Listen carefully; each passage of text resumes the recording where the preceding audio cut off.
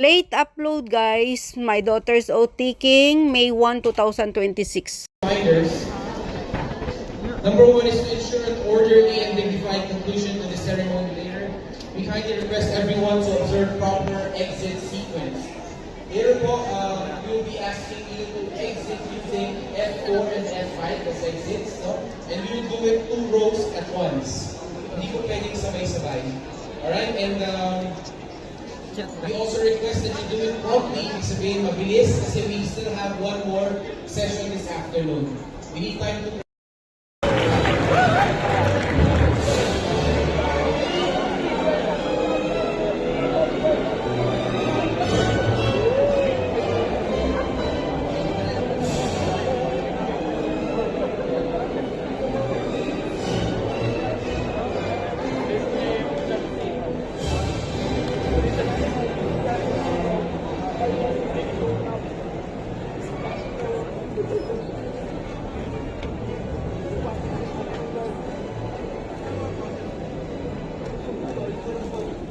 We now invite everyone to please rise for the invocation, which will be followed with the singing of the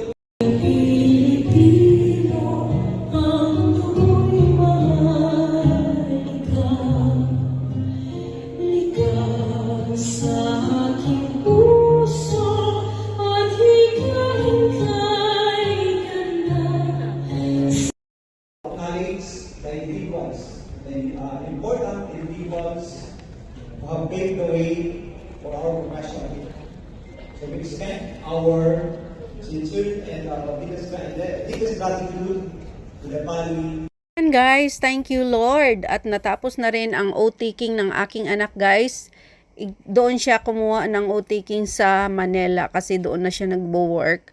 So, siya lang mag-isa guys kasi ayaw naman niya na may tita or mga pinsan siya na magpunta kasi nga wala naman daw gagawin doon. Mag-isa lang, hindi daw makakapasok din naman sa loob at waiting lang naman sila sa labas. So, sabi niya, siya na lang daw mag-isa, okay lang daw siya. Kasi hindi na rin naman ako makauwi guys.